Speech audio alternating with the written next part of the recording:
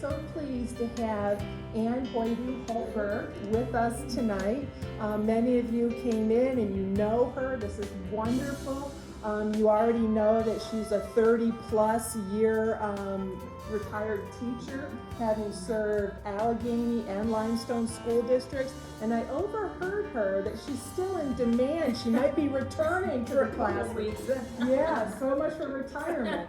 But she also served as a student teacher supervisor and an adjunct professor out here at Pitt Bradford. So it is our pleasure to introduce Ann tonight. She may have already revealed this.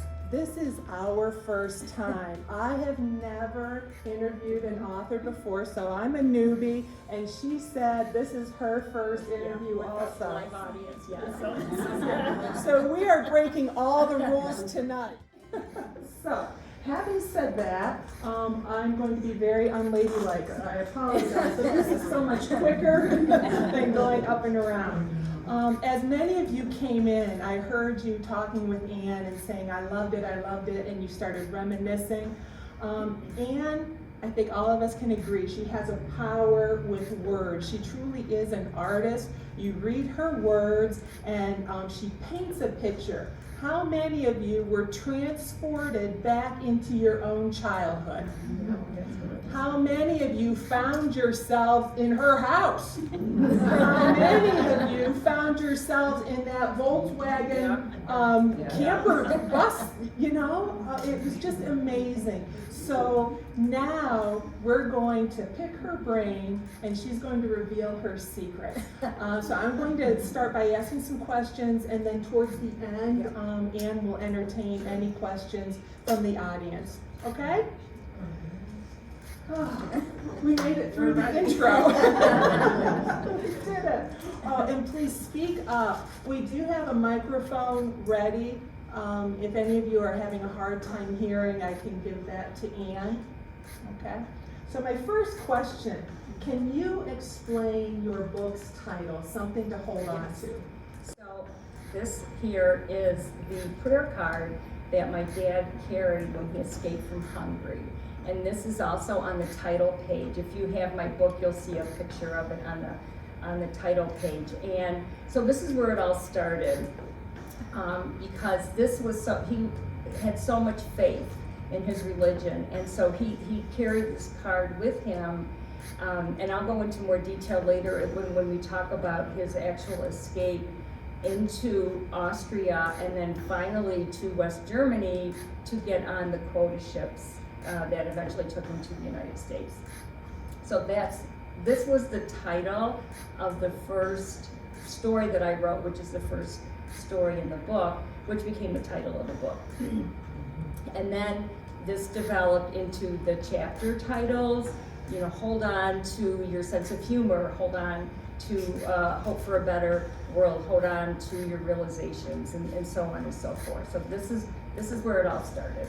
And I've had it laminated because it was falling apart, and it is written, there's some Hungarian on the back, and there are a bunch of letters which I don't really know. Unfortunately, I don't know what they stand for, but this is where it all started, right here. So what made you want to take all of these essays and put them together, compile this book? Okay, well initially, like 4 years ago, I never thought that I would have this because I was interested in writing stories and getting them published in online lit magazines and journals, and I never imagined that I would one day publish a book. So after I had written well over 50 stories, I had friends and family say to me, you need to put this into a book. So they gave me that little bit of a nudge. So I started researching publishing. I took webinars and read articles and talked to people about publishing. And there are 3 reasons why I did not traditionally publish. Number 1, memoir is really hard to sell. And they like you to have a following of about 10,000 people, because it's not about how well you write, it's about will the book sell. And I have 1,000 followers, not 10,000. So, and also the publishers, and really I'm talking about small press, not the big five. They only like about 30% of your stories to have been published elsewhere. And if you notice in the beginning, I give credit to the other publications, and I have close, probably more like 80 or 90%. So that wasn't going to work. Plus, memoir is about 60,000 words. I had 40,000. So I had 3 strikes against me, and I thought, why hire an agent for $2,000 and $3,000 with no guarantee? And then I looked into the self-publishing world, again, by attending webinars and reading articles and talking to people and finding a reputable company, which is Book Baby, and that's the way I went. I invested my money for a sure thing. What made you want to write about your family in the first place? Okay.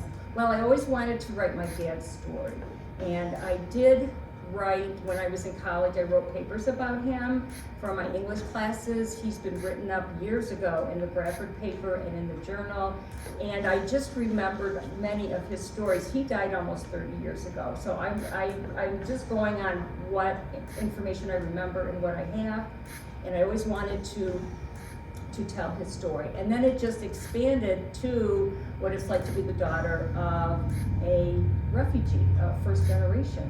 And I thought, all right, I'm going to write about how that changed my life and what my childhood was like growing up into adulthood, and then how it affected me in all really walks of my life as an adult, as a teenager, motherhood, as a teacher, etc. So that's where it all started. So you write with very brutal honesty, didn't she? Very brutal honesty about yourself and about your family. Did they give their blessings for the book? Well, to tell you the truth, I never asked.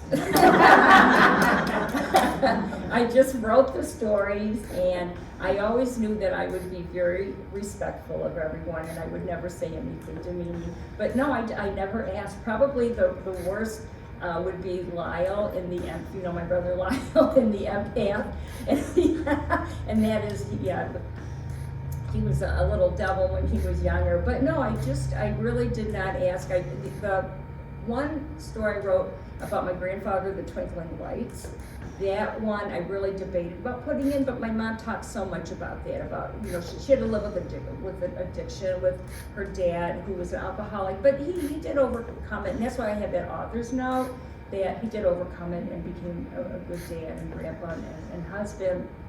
But I just thought, no, I needed to tell that. So, but everybody was happy with the stories. I don't know if any of you remember, there was a country song in the early 1990s, and the title was "Love Grows Best in Little Houses." And it was a song that would always get me choked up. I'm gonna get choked up because my maiden name is Little. And I too came from a family of 6, and we grew up in a tight house, and I would never have it any different. And there was only one bathroom in that house. And Anne, you had a very similar situation. So what are some of the takeaways? What are some of those gifts that you got from that environment? Right. Yeah, I've been thinking about this question for a long time. This is a great one. It really is. This is probably the one I reflected on the most. And I think that looking back as an adult, you realize the sacrifices your parents made. Because if you've read The Corner Lot, my parents didn't have their own bedroom. They had a sleeper sofa in the living room. We kids had the bunk beds, but they didn't have much privacy. My mom did not have a counter in her kitchen. So she would take our washer and dryer, was in the kitchen, and she would take a towel and just lay it over. And that's where she did all her cooking and her baking and everything, So you make things work. You make things work. And the living room, in one of the stories, I call it a museum and I call it a theater.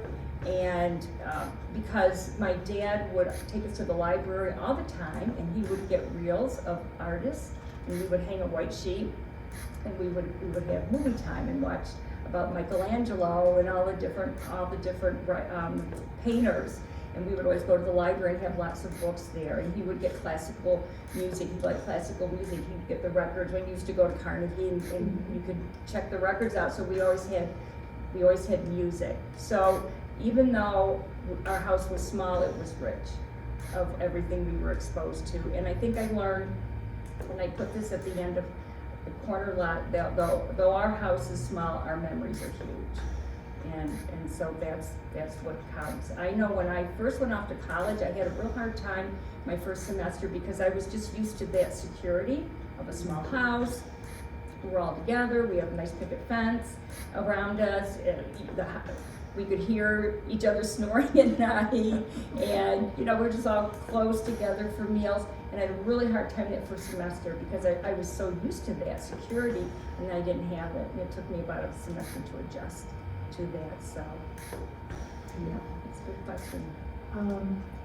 Your essay, The Doormat, is full of symbolism. The doormat, if you read it, you probably could envision being the doormat in your home with your family, being the doormat at work. So there's a lot of symbolism that it really hit me. What was the catalyst or the thought process for you when you wrote that? Right. Well, Mother Teresa of Calcutta, she always said, if others do wrong, you still do right. And that is what inspired me to write that, because we've all been a doormat at home, with our families, at work, in our community, where sometimes you're taken advantage of, or you just keep doing right and you're not getting a lot of help.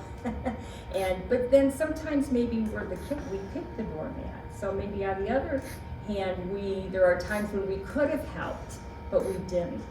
And so, not intentionally, but we maybe just did not give as much support to someone as needed. So I think there's two sides to that, and that's really what it just hit me one day, and I sat down and wrote it in one sitting. Mm-hmm. Wonderful.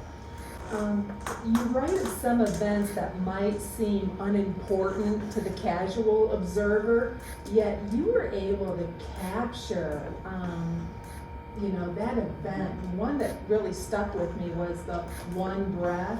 Where my daughter got yes, and right at the end, I'm gonna butcher it because that's what I do.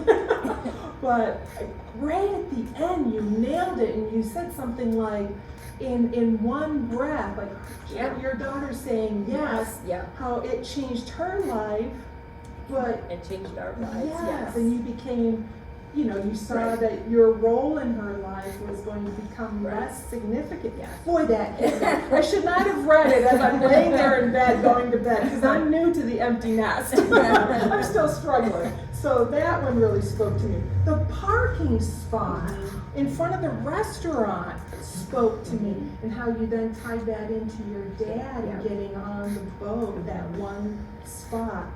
The matinee, and the robin and the hurricane, and the nest fell out, had me crying. But then you were able to turn that story into a story of hope. So my question, finally I arrived to my question, how did you decide what emotion, what mood were you planning to convey in that story? How did you arrive at that? I will say it just comes to me. I don't know how to explain it, but it just comes to me. I don't go to these stories. They come to me. And when I watch, like, for example, my tree going in the swimming pool, or when I got that parking spot, or we went to the movies, or any of these everyday occurrences, but it just hits me, the bigger picture, the more universal. And a lot of this is a healing. Like in the robin, it really is a healing.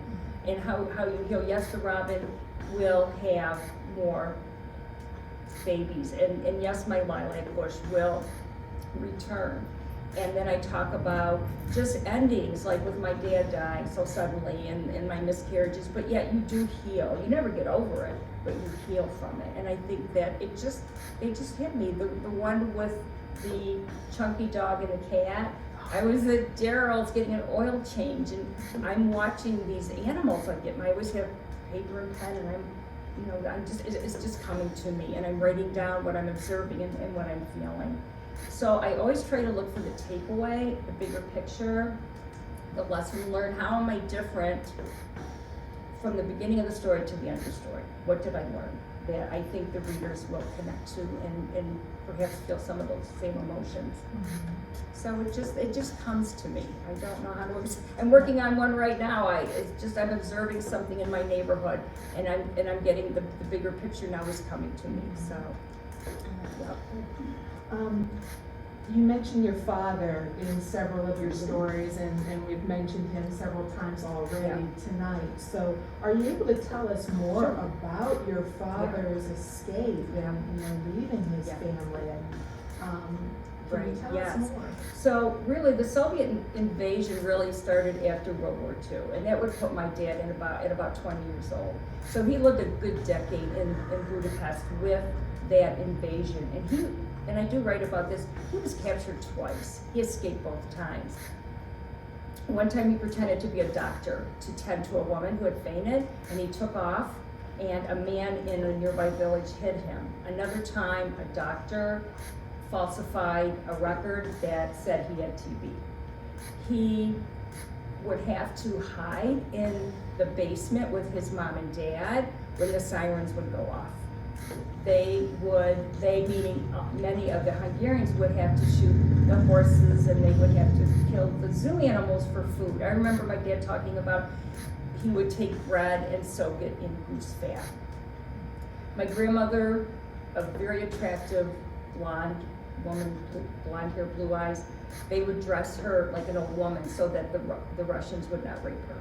All right, so these atrocities that they lived with. And I think it's really sad. My dad said, I never thought none of us thought we were going to live very long.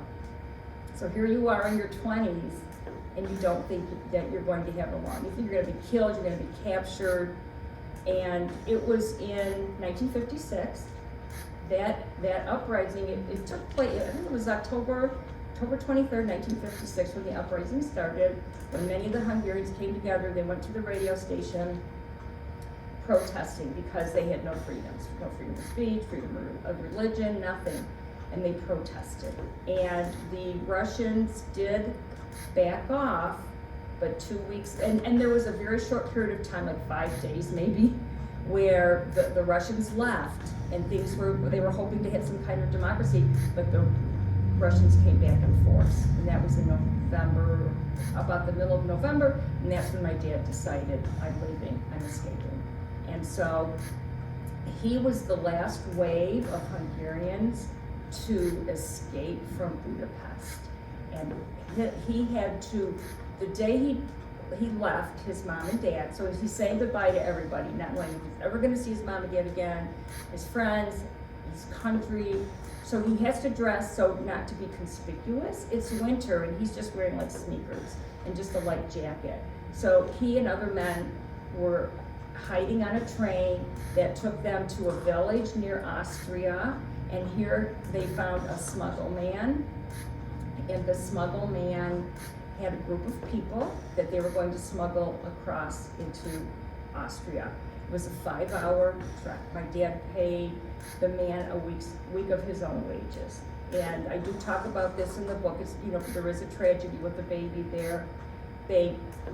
5 hours in the snow, and they finally do, with not an easy trek, but they finally do make it into, there's an area called like no man's land, and then you get into Austria.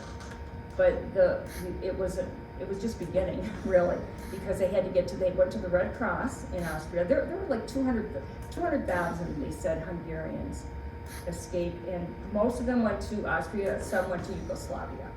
So they went to a Red Cross station. My dad said it was horrible. He knew some German because they were eventually ending up in West Germany, but he said people were committing suicide, there wasn't enough food, there was confusion, people didn't know the language. So a lot of people died, but he made his way to West Germany, and there he was put on a quota boat to New Zealand. He wanted to go to the United States, but it was full, so he was going to New Zealand. Well, he kept going back to the embassy, And as luck, as I said, in the parking, the parking spot story, so there was a man that did not show up. And so my dad got his spot, and that's how we got on the motorboat to the United States. He wanted to go to Florida, but which is fine, but he ended up in Buffalo, so New York, and then Buffalo, and they were, the minister, Hungarian minister housed the men, they gave him clothes, food, I mean, he had, everything he had in his life was in a sack. He had nothing. And he finally, and then he made it, and then he met my mom, who's from Salamanca, New York, at a bus stop. And he asked my mom for directions to somewhere, and she recognized his Hungarian accent because she had Hungarian friends. And they exchanged numbers, he called her, and the rest is history. So, yeah, he was lucky. He was one of the lucky ones because thousands of people died, or they were captured, they were tortured, they were sent to camps, and those who were caught, I think they were kept at least through 1957. And he had friends, he saw them tortured and killed. He didn't say much about it. I don't really know too much, because he didn't really talk about that. But he saw friends tortured and killed, so, yeah. Now, I know that your dad's parents Yeah. eventually Yes. were able to be reunited Yeah. in the United States, but I can't even imagine, this question just Yeah. came to me. Yeah. I can't even imagine how hard that final goodbye Right. must have been. Right. And why were his parents unable Well, to leave at the same time right, that he well, did? they would have been, my dad was 33, so they would have been in their mid-50s. And probably, my grandmother was diabetic and sickly, and she would not, my grandfather probably could have made it, but to walk five hours like that, my grandma couldn't have done it, so they stayed behind. But they didn't know, because he could have been, they never knew, he could have been killed and captured, and yeah, so that, you're right, that goodbye was, it could have been the last goodbye. But they did, they came over in, let's see, 1960, I think it was 63. My mom and dad brought them over to the United States, and Grandpa and Grandma lived with us. I was little, I think I was 3, my brother was 2, for about 6 months, and then Grandpa got a job in Jamestown with the furniture company, and they moved to Jamestown. That's a good question, yeah. What was your biggest challenge in making this book, or as a writer, either or? What's your biggest challenge that you face? I didn't know how to start. My background is English, my background is education. I do not have that creative writing degree that so many writers have. So I really did not know how to get to this point. So it started with a writing group, if you know Judy Hopkins, who has a book coming out, traditionally published next year, and Karen Bell, both of them published, well published.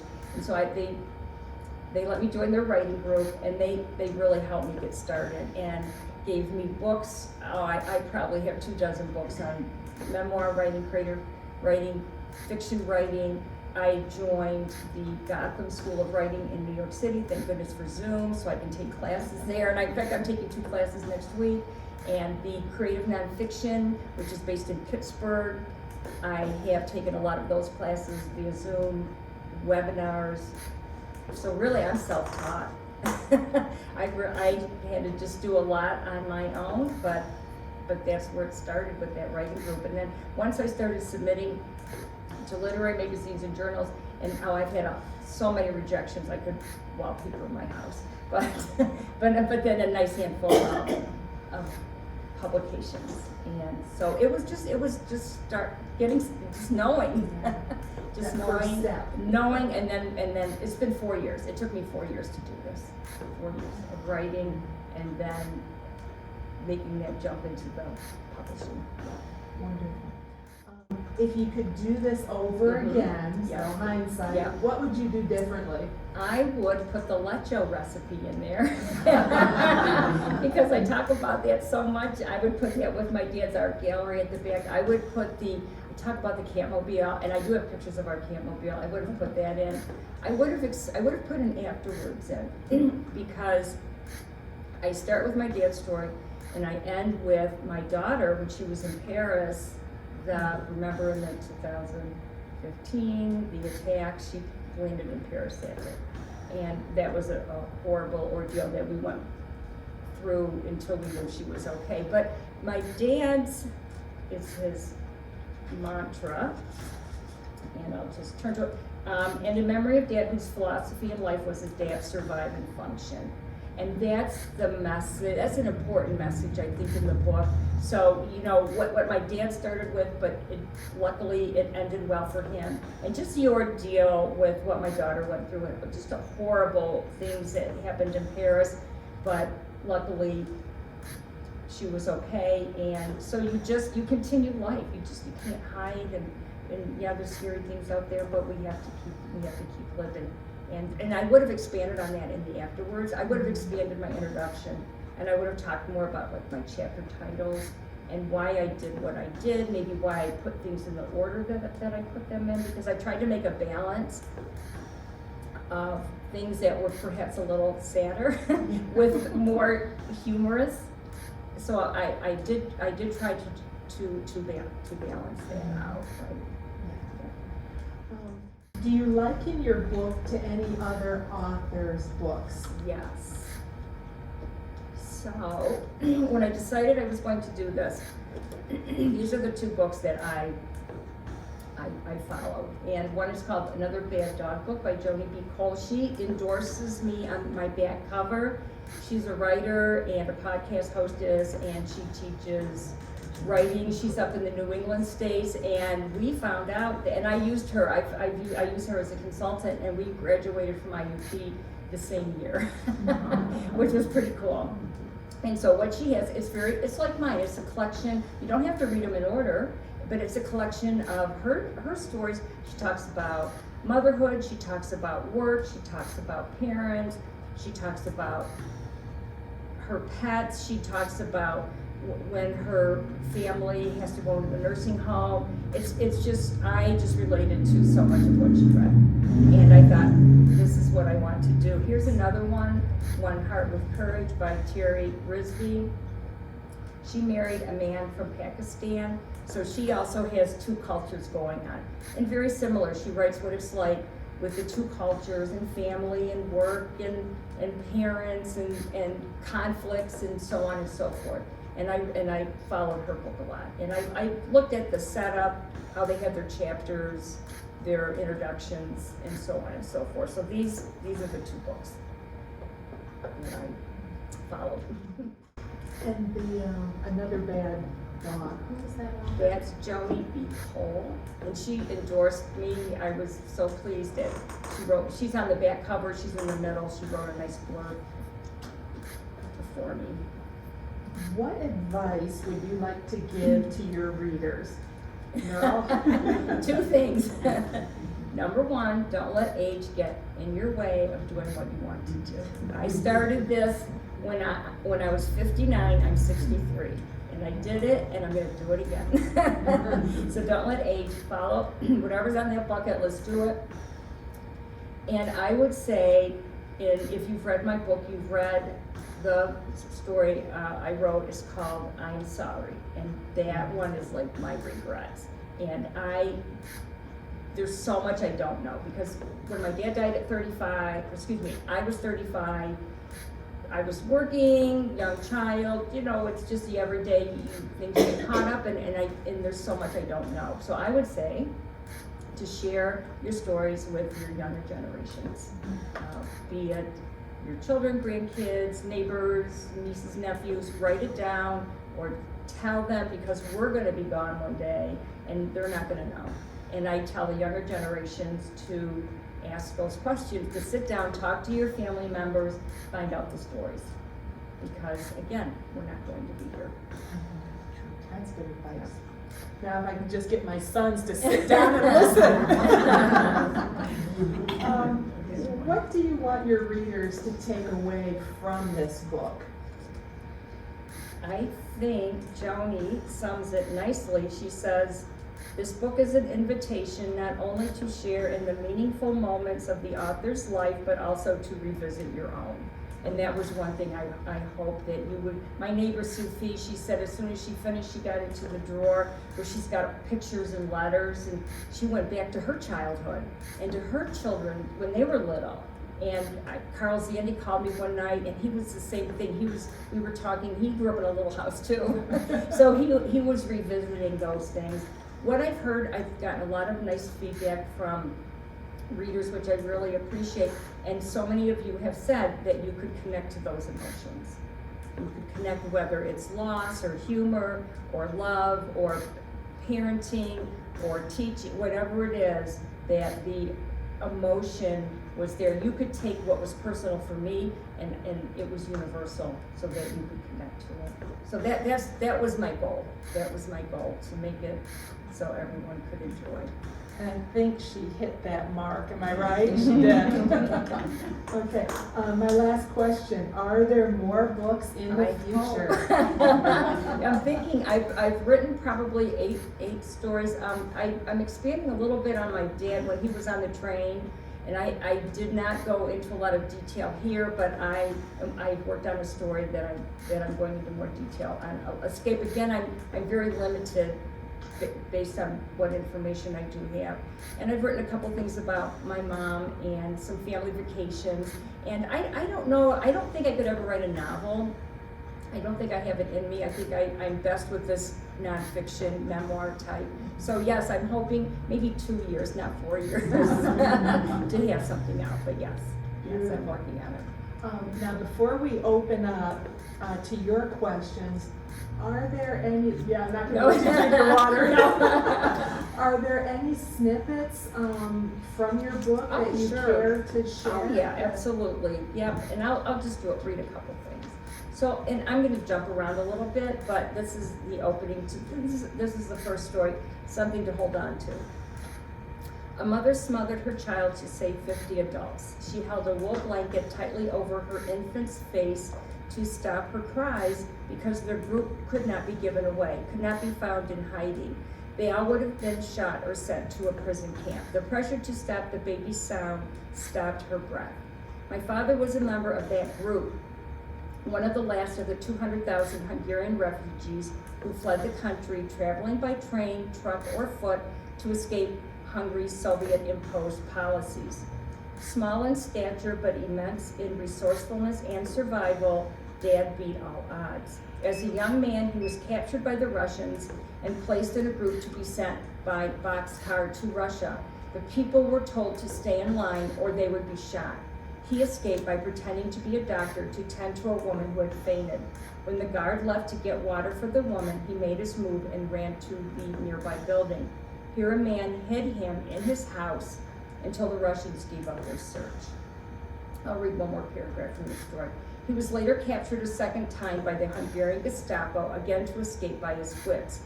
He found a Hungarian doctor to falsify a report that he had contagious TB and he was released. But others were not so lucky. Raping, killing, stealing. These atrocious crimes were all part of the Russian occupation. The young, the old, the sick were captured off the street and sent to Russia to work or to fight for their army, but most died before reaching their destination. Dad had told Mom that the fighting was constant. When the sirens would blare, he and his parents would sleep in the basement of their building. When food was scarce, people would shoot animals in the zoo or a horse on the street for meat. She recalled his words, "I just knew I couldn't live there any longer." Okay, so that is a little bit from there. Now I'll go to Mom's girdle. I'll read a couple paragraphs from this one. Mom was always losing or fighting with her 18-hour playtex girdle. It seemed as if this contraption had a mind of its own, wanting to be seen, calling attention to itself, almost like a neon light flashing from a bar window. The trampoline-like material sucked in all the fat, so clothes appeared smooth and seamless without the ripples of excess pounds. From waist to upper knee, this apparatus was popular with my mom in the 60s and 70s. Her belly was flattened and thighs were made to look slimmer, something she said she needed after birthing 4 kids. These ghost white undergarments were a staple in Mom's underwear drawer. I'll read one more paragraph. Yes. The first time Mom lost her girdle was when she was out shopping, and the elastic, which had been shriveling on the waistband, probably from its years of wear, let loose. Like a broken rubber band snapping off a ponytail, the entire garment fell to her knees. Though in public with many eyes upon her, Mom simply shimmied the girdle down to her ankles like a girl slinking down a fashion show runway. She peeled it off her ankles and with a kick tossed the girdle in the air like a spinning pizza crust. She grabbed at it and stuffed the undergarment in her purse as carefree as she would a wad of Kleenex. She continued on with her shopping. Well, that kind of ties in with what your dad said. Adapt, survive. I see, yeah. She did all right. You do what you gotta do. Yeah, that's crazy. So now Ann will entertain any questions that you have. Questions. I actually would like Yes, to Charlotte. see you write a whole book on your father. I think that would sell. I think Yeah. you could write a book this way.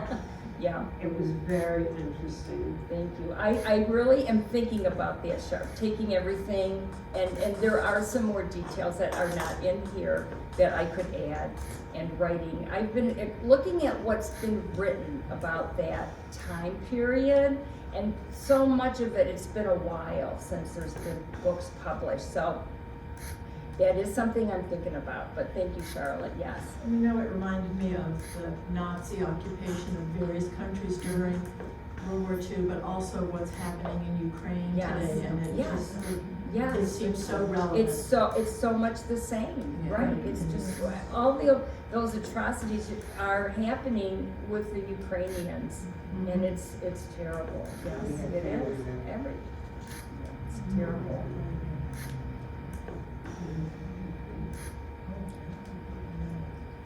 Any other questions?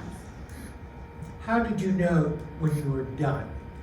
I'm not going to back and rewrite this, I'm Yep. going to tweak that. I was so sick of looking at it.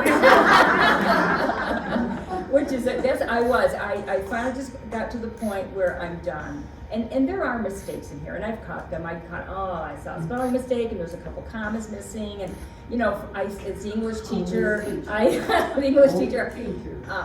did not hire a professional. They cost about $3,000, a professional editor. But I had gone over this so many times, and I had my friend Judy, I used her as an editor, and my brother Lyle, who's a very good writer. So that was a great question too. I was so sick of it. I'm like, I'm done. I'm right. It is what it is, and it's going in. Yes. I was excited to see this in print. Yes. And I have to give a shout out to Dan Robinson, if you know Dan. He did my cover. Dan worked at Pitt, and he works over at the Olean and Bradford hospitals. And a shout out to Pat Francer-Cohn, who did the press release in the Bradford paper and the Olean paper. And Andy Paulson for the interview at WESB. So I really appreciate all of the support from everyone. Yeah, thank you. I appreciate all of you coming. This is wonderful. I just want to make a comment. Yeah. We've known each other for 30 years. Yeah. Mostly through our Since our daughters, kids, who yeah. are very good friends, and yours too, Yeah. Charlotte. But after reading this, and it brought me back not only to my childhood, but to your childhood, and I feel like I know you so much better. We've, as many times as we've been together Right. and talked, and Yeah, it really thank you. made me feel Thank close you. to you. Thank you. for writing No, this. thank It you. was beautiful. My husband's brother's wife said the same thing. They've been married like 40 years. She said, I just feel like I know you so much better from just really, you have to, you know, I was not afraid to share. I was not afraid to share things with everyone. So thanks, Linda. Thank you. Any other questions or comments? Okay. The free book? Yes, we'll get Ann to draw, so everyone filled out a raffle ticket. If and you, we'll- yeah, we're gonna draw for a free book. If you didn't put your name, if you wanna go over and put your name on a blue. And I did bring extra books. I know a few of you had mentioned wanting to buy a book, and I brought some extra. Alright. Now give it to you. Letty. You get that prediction, I didn't know my first name. So wonderful. Thank you.